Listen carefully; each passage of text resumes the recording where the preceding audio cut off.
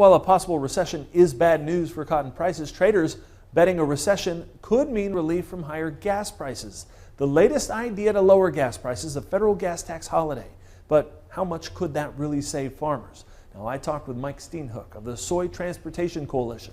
I crunched the numbers on what a typical farmer does pay in terms of the federal tax on diesel fuel, which is 24.4 cents per gallon, and then also when you add that to state fuel taxes, which are always higher than the federal fuel tax, that's an additional 40.24 cents per gallon average nationwide. Obviously, some states are higher, some states are lower, but so when you work the numbers, a typical farmer would pay about 95 cents a day on the federal diesel tax.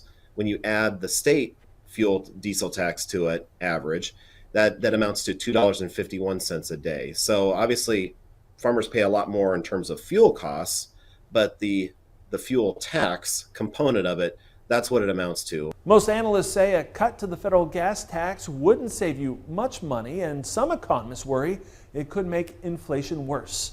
Amy Kiley looks at why. Why we're still paying so much for gas? I mean, it's an everyday necessity. Lawmakers are under pressure to lower fuel prices. The president wants a reluctant Congress to pass a 3-month federal gas tax holiday.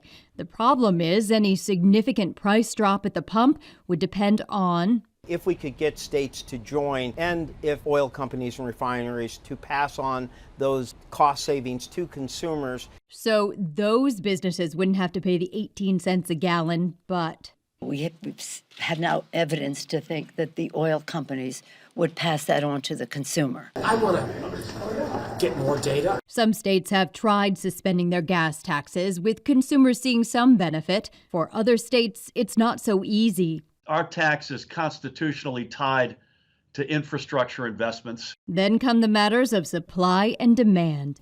We have a supply problem that needs to be dealt with if you want to get prices down.